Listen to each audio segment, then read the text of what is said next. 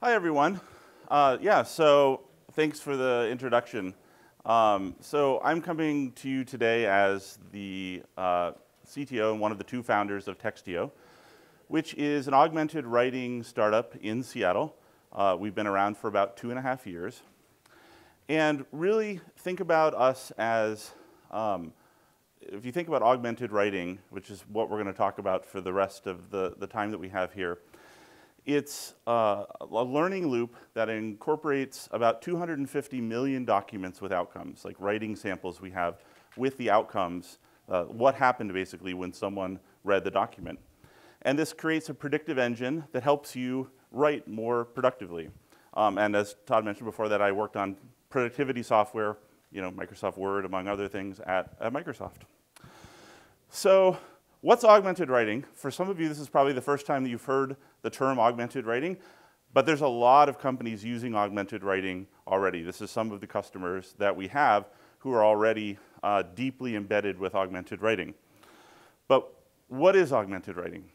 For how many of you is this the first time you've heard that term? So some of you. Well, to explain augmented writing requires having a little trip down memory lane.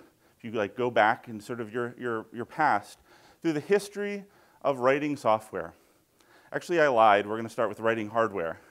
So how many of you used this in college? No one. This was the first movable type printing press that was used to pump out Gutenberg Bibles. And this is a pretty good improvement over sitting and writing things by hand, but wasn't too good for the average person. Typewriter came along. That's a big improvement because now it can sit on your desk. Some of you may have used one of these. And that continued to get better and better. We got the electronic typewriter, but this still is pretty bad because if you needed to make a correction, you have to use this gunk, which was pretty horrible, and you sort of painted it over top of the text, and it never turned out looking very good. And then word processing software sort of started. And there were all of these standalone word processors that actually made it possible to move text a little bit around on the screen. Pretty big advance. And of course, the PC computer came along and revolutionized this. Because all of a sudden, you didn't need to have a standalone word processor. You actually could have this beautiful machine sitting on your desk that could do a whole bunch of things, one of which was actually moving stuff around on the screen. And this was a huge revolution. For the first time, I had an entire screen where I could copy and paste things around. I didn't have to use that goopy whiteout stuff if I made a mistake. I could repurpose my ideas without retyping my paper and all of these things. And this was the state of the art until technology came along and totally disrupted this. The introduction of Steve Jobs' stolen goods from the Palo Alto Research Center in the name of the Macintosh and really the graphical user interface. And for the first time, you really had this beautiful interactive screen. And of course, there was a PC version of this as well, which was also very elegant and beautiful.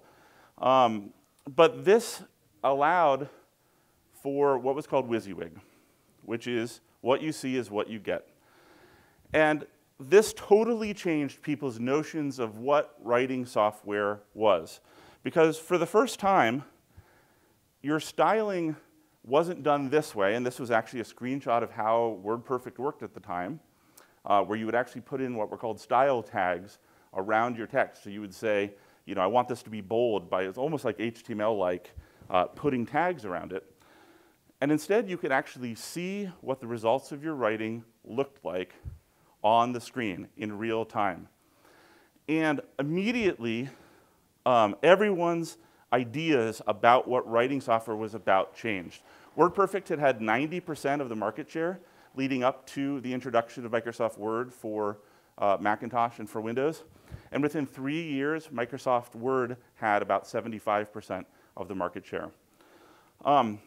And that was because you could choose things visually.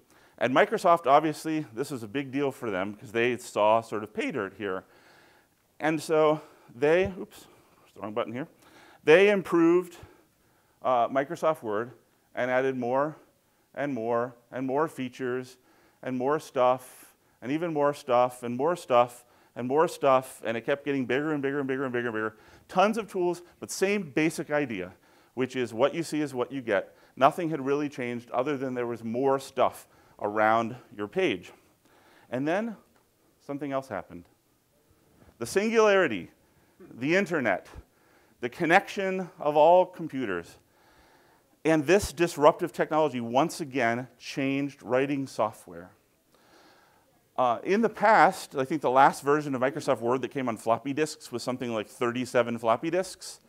But suddenly you could bring down that software instantaneously in a web browser, and you could create collaboration that wasn't possible before.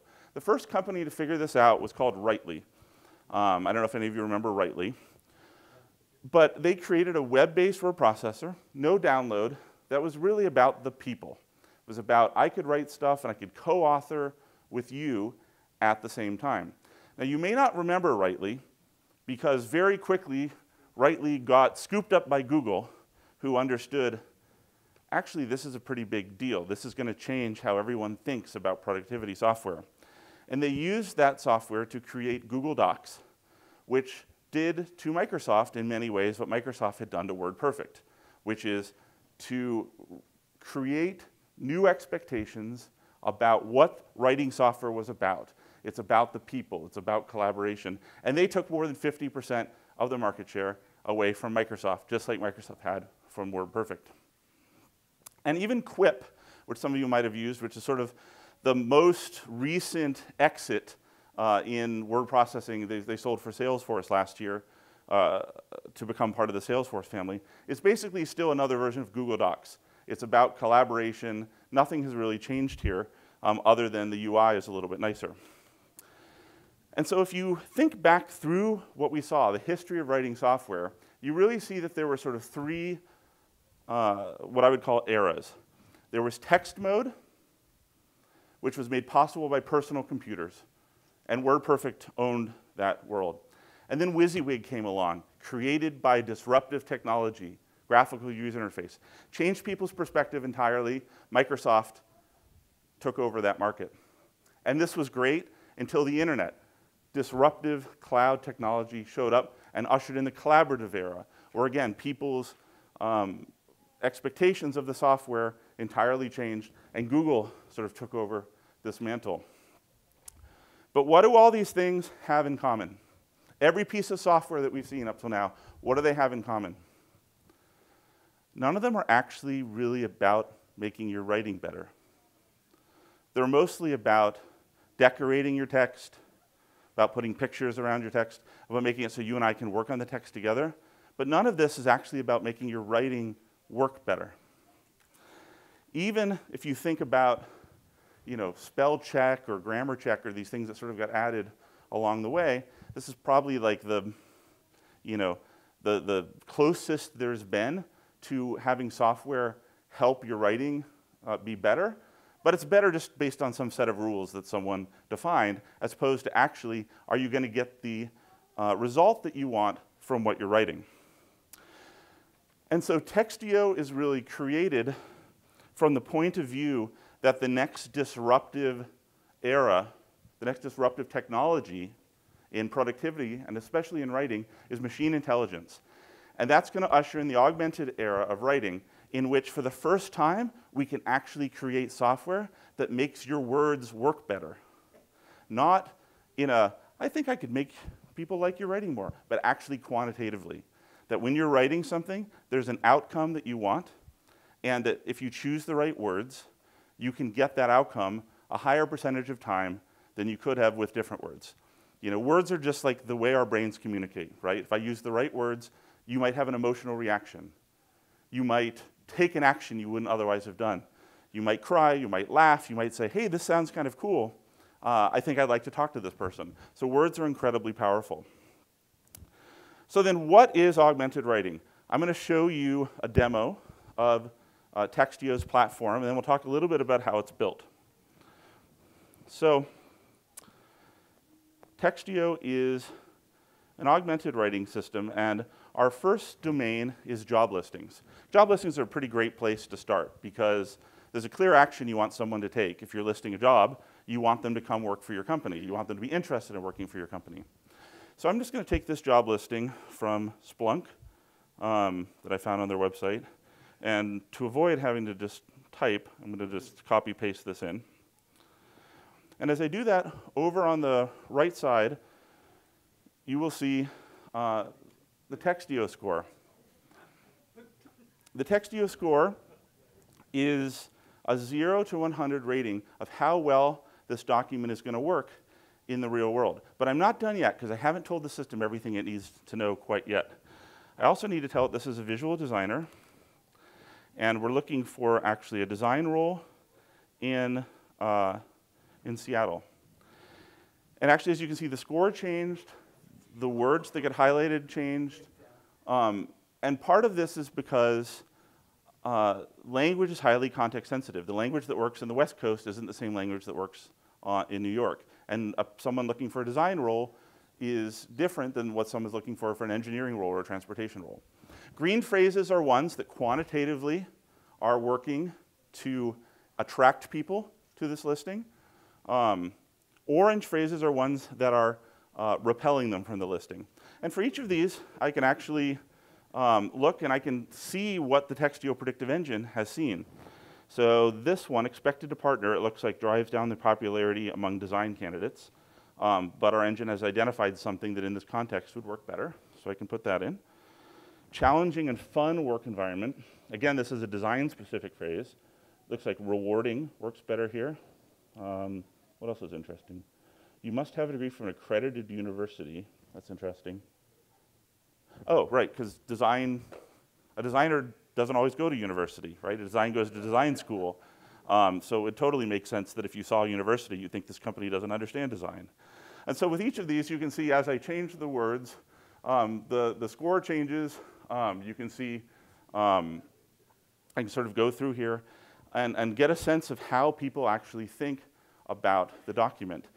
And raising the Textio score from a 37 to a 90 is actually going to have a 24% impact on the number of people who actually apply for the job. That's not a made-up thing. That's like our customers have measured that. And it's one of the reasons we have so many customers, because it's literally something you can just quantitatively measure. You A/B test two job listings, one that's been through this augmented writing platform and one that hasn't, and people walk through the door when they have the optimized listing. And so that's a little bit of how Textio works. Now, of course, it doesn't just look at the language, it also looks at the structure.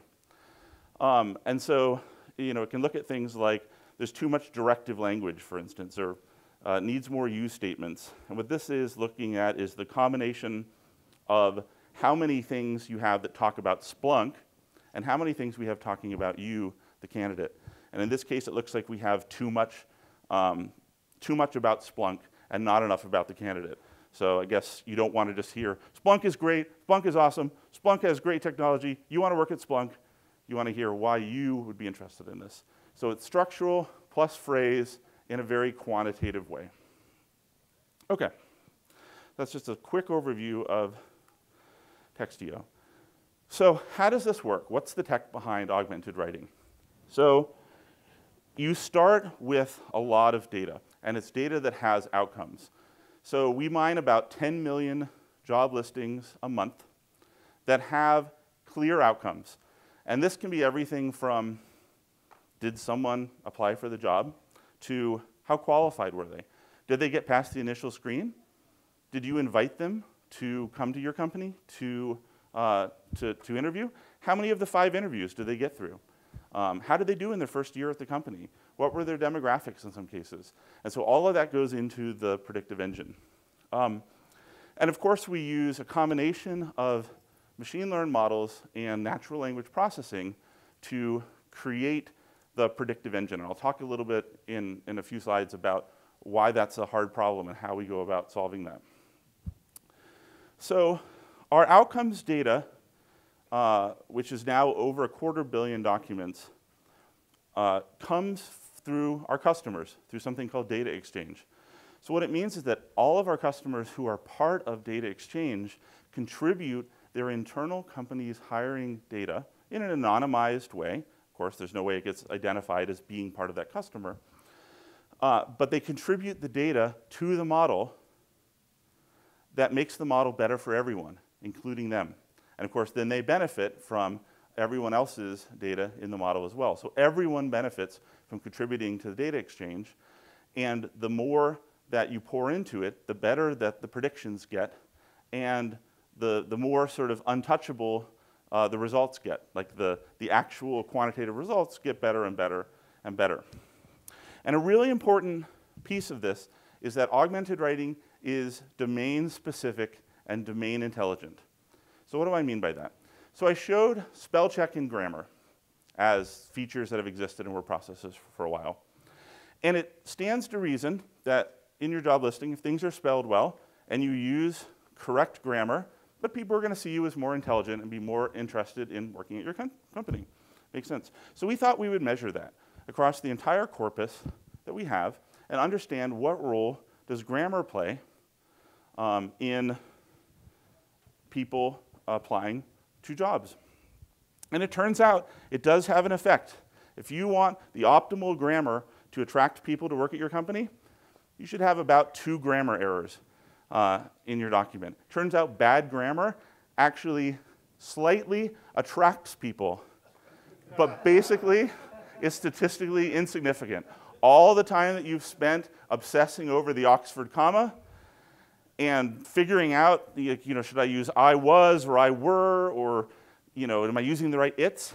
Turns out it has almost 0 statistical effect.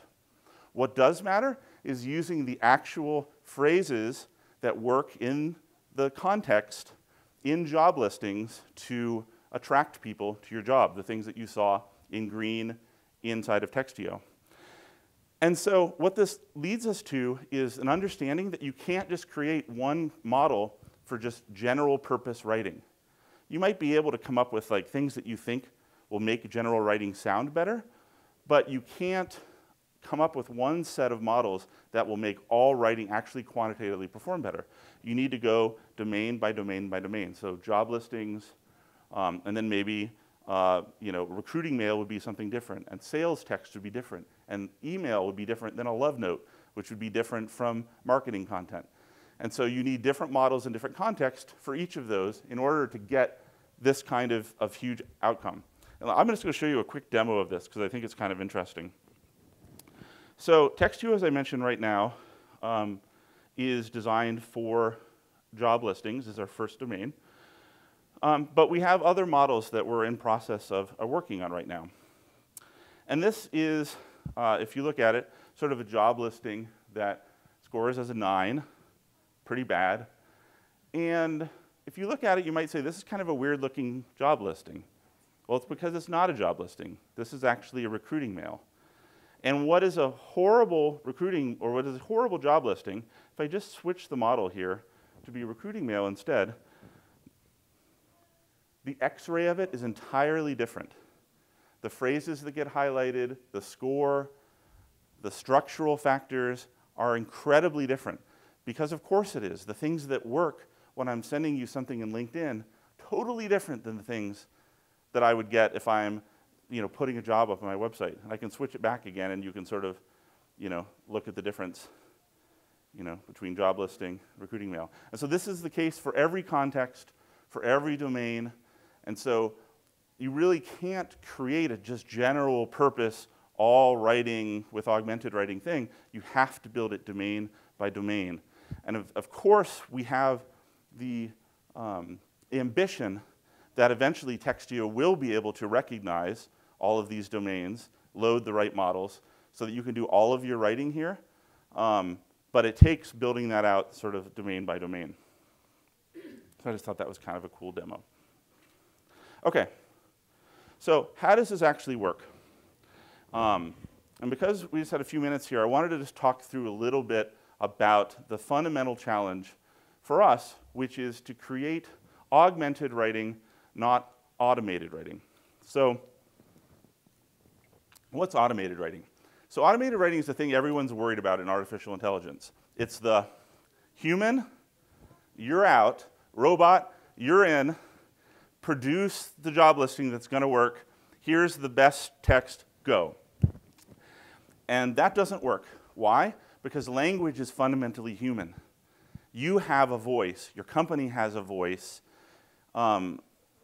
If everyone wrote the same thing, nothing would work. The effect wouldn't work, in fact. There's no canonical, Socratic best job listing.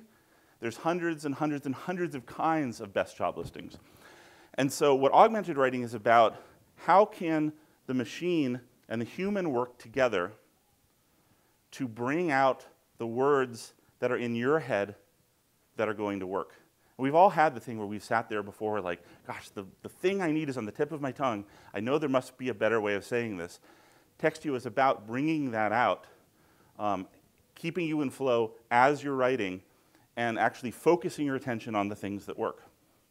And this requires AI plus UI. It's not just AI, it's AI plus UI. So we think that there's sort of 4 levels of what I would call sort of advancement in our predictive engine. So the first one, this is just like machine learning 101, which is if I gave you our outcomes data, if I gave you 250 million documents, or even a million, or even 100,000 probably, documents with outcomes data, and I said, use some machine learning to predict which ones will do well and which ones weren't. You could probably do that. That's not super advanced. Like you could go to any of the free ML things that are out there and make a prediction. Making a prediction is pretty easy. You have to have the data. The data is hard to get. You have to clean the data. You have to be, you have to be proficient in the tools of ML. But you could probably do this if you wanted to start a company and do this. Level 2 is where it starts to get more interesting, which is it's not enough just to make the prediction. You have to understand why the prediction's being made. So you have to be able to reverse the logic that's going into the models to understand of the thousands of features that go into making the models, which are actually the ones that are impacting this document the most. And that's because, remember, the goal is to give humans feedback about how they can improve it. So it's not enough just to judge it. You have to judge it and then help the human do better. So this is a much harder problem and actually requires selecting specific types of models and data organization schemes in a very thoughtful way to make this possible. And then level 3 is where this gets even more deep, which is it's not enough just to understand why we predicted that it's a 25. We now have to tell you as human, is there a version of this document that could actually be a 90? Like you've written this crappy job listing. Our job is to make it better. What would a 90 version of this sound like? What are the things we would add to it? What are the changes that would be made that would make it a 90? Which requires creating a huge number of variations of text, of structure, of phrases that imagine better versions of it. And remembering that we can't just automate the writing. We have to stay in your voice. If we just tell you, remove this paragraph and put in this other paragraph, it won't sound like you're from Amazon anymore. It won't sound like you're Caitlin and you have a sort of funny, witty voice. So we have to actually find a way of imagining all these kind of documents and then be able to walk the paths back to intuit guidance that will help people get to sort of the peak of the mountain. And this is level 3, and this is very hard. We've spent a lot of time here, and we will continue to spend a lot of time here. This is a very hard problem. And then level 4, which is really, I think, one of the fundamental, foundational, unsolved challenges in AI, which is the heart of augmented, which is human and machine in harmony. And this is, now you've created all of these variations. Like you have in your mind's eye, as the computer, as the predictive engine, imagined this 90, this mountaintop, that you can get your crappy thing to something that's going to perform really good. Now I have to lead human on the path to making the right decisions to be able to get their writing there. And so what this creates is an actual need to not just create the predictions, but actually understand the psychology of how humans write and how humans improve things incrementally, and to give the right advice that allows them to make the most clear fixes as fast as possible. And this is really like an incredibly interesting problem space, and we won't have time to go into it all here, but if you think about, you know, you couldn't just take all of the 10,000 things that comes out of the predictive engine and just list them. Like, here's 10,000 things you could do, each one of which would be like a 0.001 improvement. What you have to do is think in terms of ensembling the UI together, which is to say, you look at, well, you need more U language, you need to talk more about the candidate, and you need your sentences to be longer, and you need more questions. And when I roll that up together, what that really means to a human is you need to be less egotistical.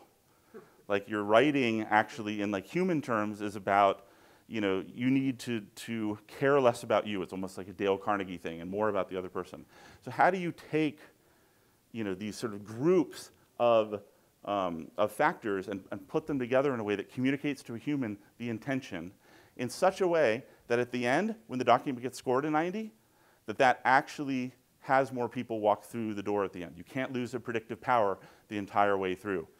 And so this is like the fundamental challenge, and we are still in the midst of solving this. This is a decade-long problem, but I think we have one of the best examples of actually what augmented means, where you actually have a superpower. Like, the words that are in your brain are now coming out in a way that's effective and that you couldn't have brought out by yourself.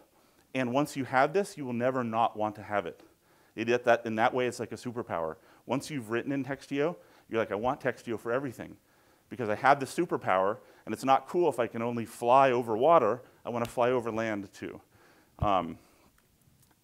And by the way, everything that we do, we have to do in less than 300 milliseconds.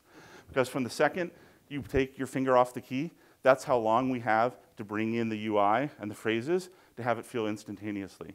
So you're also thinking about the psychology of how you make it feel real time. And so that's something that we have to think really hard about, because it wouldn't be great if, like, okay, I typed a word, and now you wait 8 minutes for it to like go up to AWS and do a bunch of stuff, and it's like, okay, your prediction is ready. Ba-ba. It'd be like doing an online people search or something, one of those things. So, okay, so in summary, when you think about augmented writing, how it works, you have to train models and build the UI at the same time. Choosing the models means understanding the UI that you want to come out of them.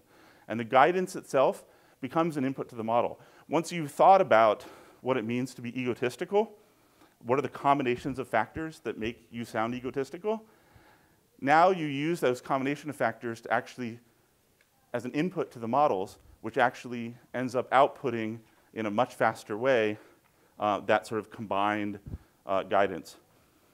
And I think, you know, obviously we use a whole bunch of techniques that range from, you know, core ML stuff and many different kinds of models to natural language processing. But remembering that you're ensembling not just the models, but the feedback that you give to humans too. And this is going to be the case for anyone that's doing augmented machine learning plus UI.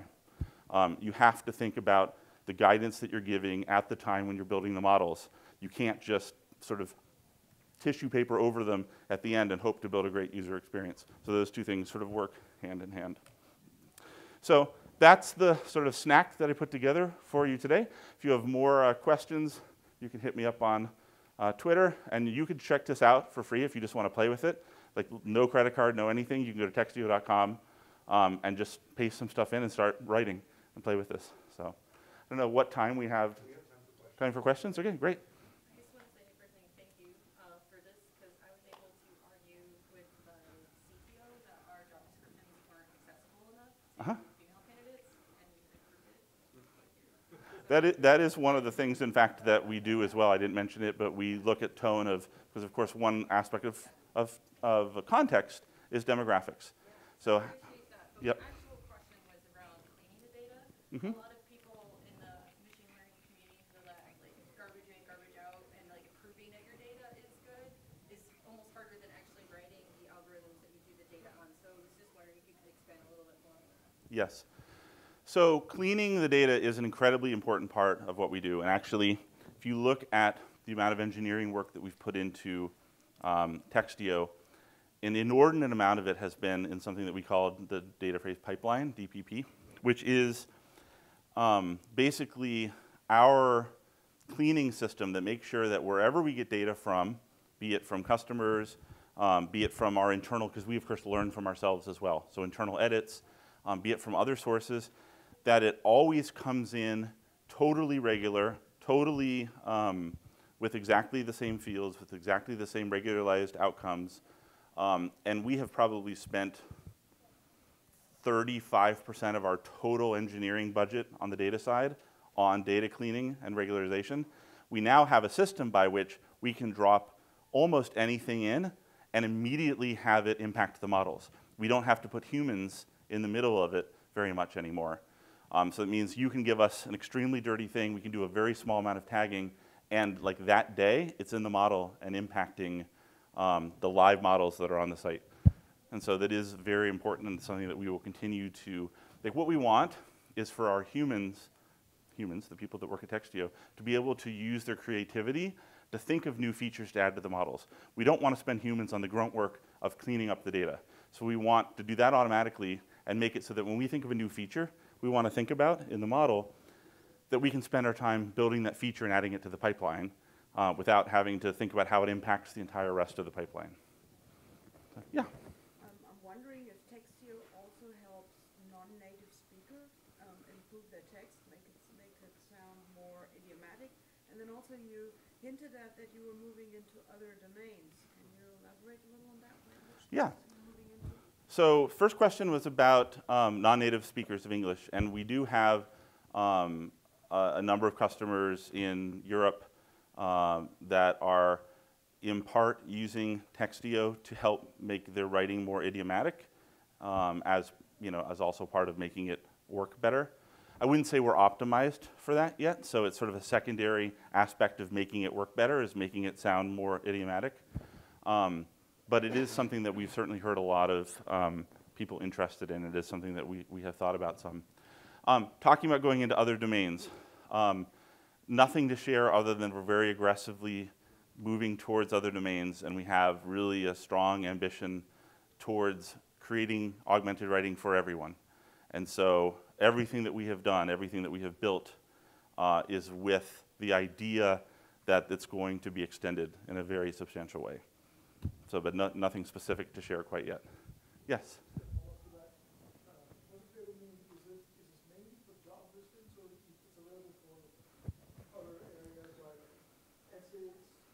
Yeah. So right now, what's up there right now is highly tuned for job listings. There are people who put other text in because they're so curious, and some of the stuff like, demographic, tone, and things like that do have a higher carryover effect than they do, but in terms of what the score, the quantitative promise, is really about job listings. So as I mentioned, we need to go sort of domain by domain there, and we'll be onboarding additional domains in the near future. Yes? Mm-hmm.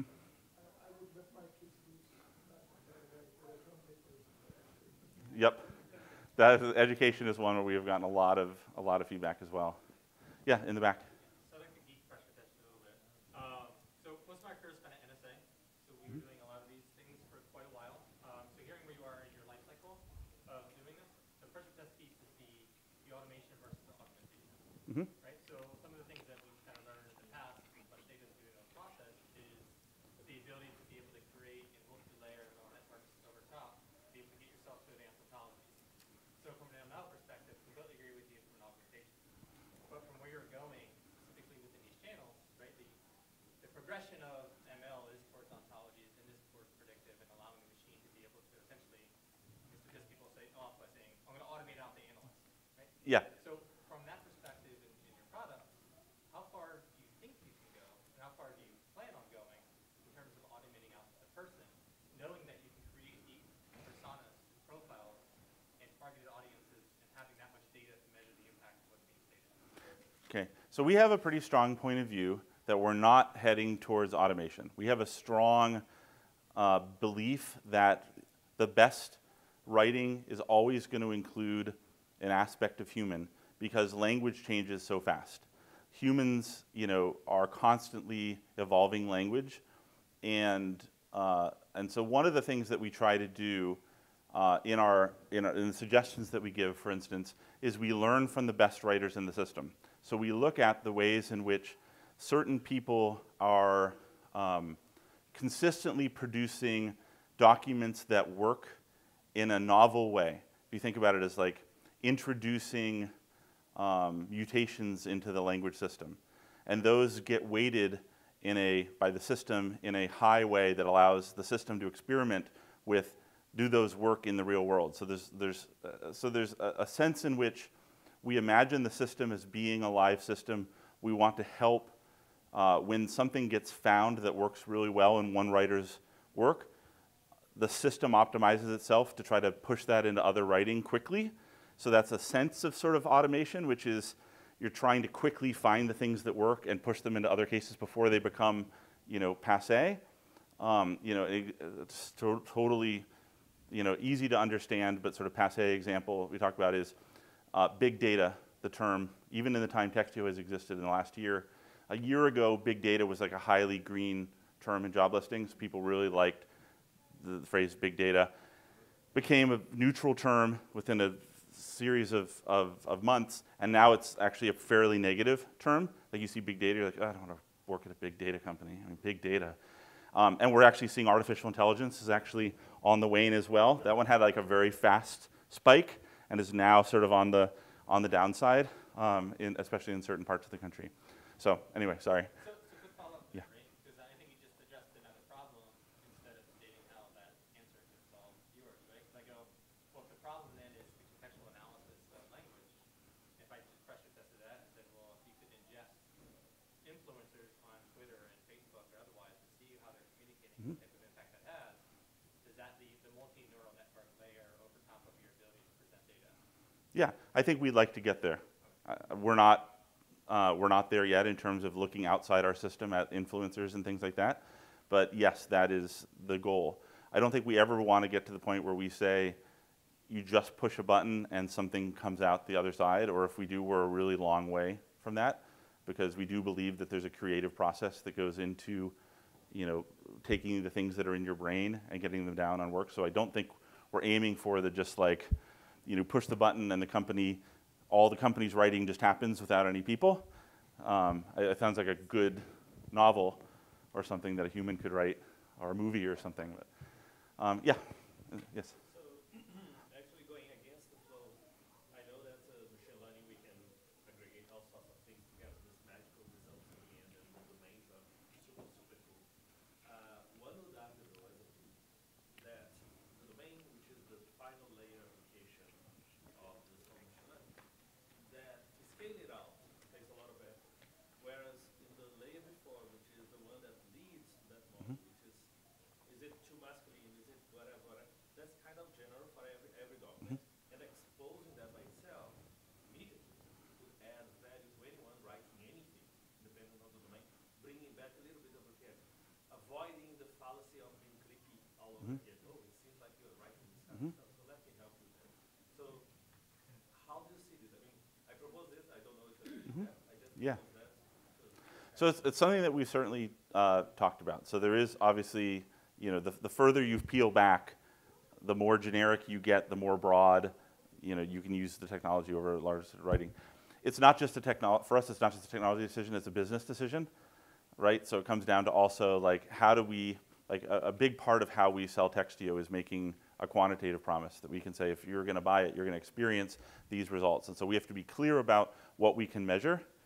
And so I think we try to be cautious about what we choose to promise and measure, but you are absolutely right, and we have thought about it, and you may see things along this line where we actually, show more of it in a more broad way for more people. We would like to get there faster. Am I being hooked off? No, you're fine. Okay. Yeah. Yeah, I have a question on that 22.9% lift. Yeah. Can you correct out how much lift they would get if they would just read that job description one more time? Because obviously, if I have a job description on the site and I post a manual note that we wrote really quick when he posted it, and if I would really look at it, Yep. It's pretty sucky. When I now play with that tool, I'm going like, oh my god, this is bad. I'm going to make it better. Even if it be like a totally random number generator, it will probably get better, right? Is there a way to correct it? So customers have done that exact test many times because obviously if they could get away without paying for it, they'd rather do that. And they have not found that they see a significant statistical lift in terms of the actual, many of our customers, we have some case studies up on our website. They go to great lengths to try to, sort of double blind this and make sure that it's not just like, we're paying more attention to our job listings, therefore they do better. It's very hard to take a job listing and look at it and understand, unless it's horrible. Like you can look at a lot of like government job listings and look at it and be like, no one's gonna want to apply for this, it's horrible. Okay, so put this out. Something where someone has put some modicum of care into it, very hard to look at it and understand what actually matters to make better and what doesn't. Once you've seen the x-ray, once you've seen the like, here are the parts that matter, now you start to get, it's much easier. You can in like 10 minutes make some progress there. But yes, we have had a lot of customers look at that. That is something that we think about. How do we make sure we understand the effect of the augmented writing versus all the other effects? In the X-ray, it's really the features, right? It's like how many statements, length of sentences, that kind of thing. And phrases, and really like the language itself. And so there's the context of the phrases and where they show up in the document, like the structural understanding of what works in an introduction and what works in, for hiring someone in New York City for a design role. And so the language is actually a pretty huge part of it, but the structural stuff does matter as well. In the back? Given that it sounds like your domain models are shared across all the customers, how do you get your customers over the hurdle of actually being willing to share the anonymized data? Yeah. So more than 90% of our customers participate in data exchange. Obviously, security and anonymization is really important in terms of our data, and we talk through that with them.